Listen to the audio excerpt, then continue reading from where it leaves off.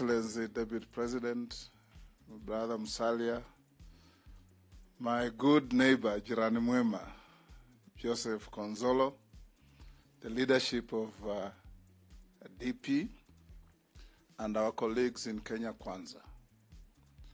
Today is a very, very important day because this event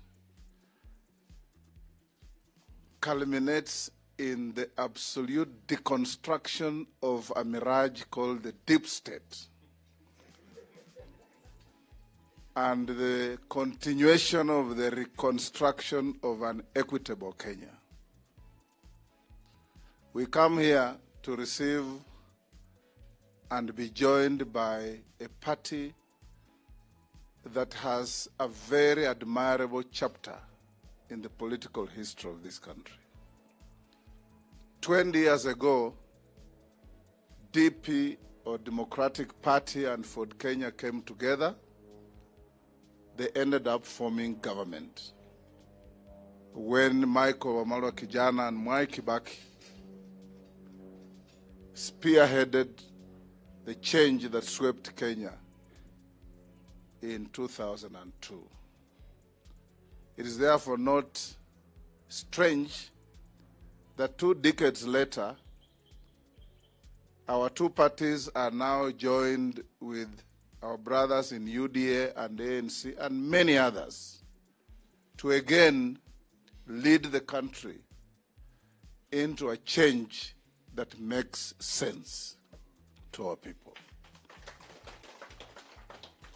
This country, ladies and gentlemen, has a resilience like no other.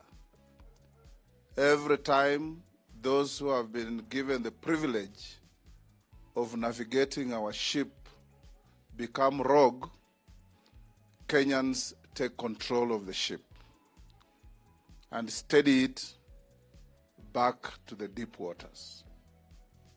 And we are doing exactly that. When you walk around this country, you hear, you feel what Kenyans think and what they say. Of course, there are those who fall in the category of a character called Maimuna in a book called God's Bits of Wood. She was blind, and she said she has never quite understood how people with eyes don't see. And she herself was blind. And we have people in this country with eyes, and they don't see.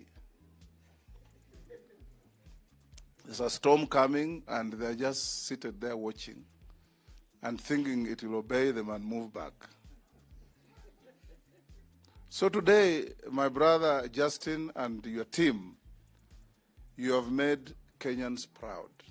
And we stand here and dare say that the movement from the third arm of government, the legislature, to the people of Kenya is now complete.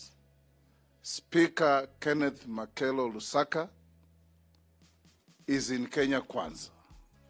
Speaker Justin Bedan Njoga Muturi is with Kenya Kwanza. Now the other arm that is left is a mirage called the deep state. Sometimes it's called the system.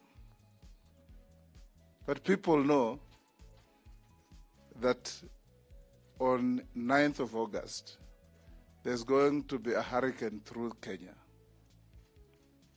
Those with eyes, let them see.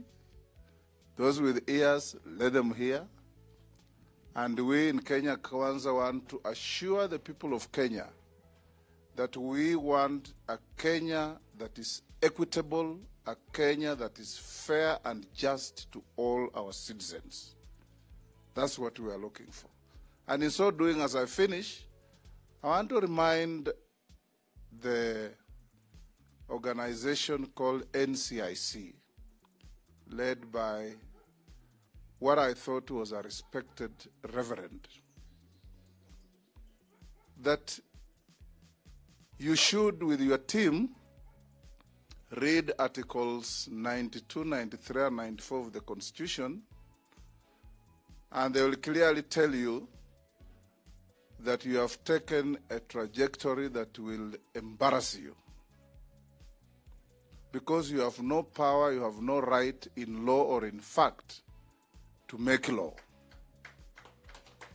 Laws are only made in houses of parliament. You must also read Section 25 of the Act that set you up, that defines what your role is. It does not include telling Kenyans which vocabularies to use. It doesn't. And when Kenyans say Linda Kura, it is real. When Kenyans say Hatupangwingwi, how does that threaten our cohesion? When Kenyans say watajua hawajui, how does that threaten our cohesion?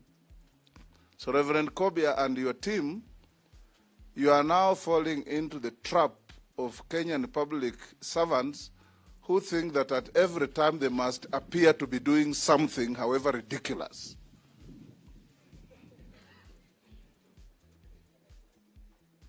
Don't ridicule yourselves, and for avoidance of doubt, in our next rally we are going to say Hatupangwingwi, we are going to say Linda Kura, and we are going to say watajua hawajui. And I can tell you, Kenyans, that the growth of language can never be inhibited by any single individual. That's why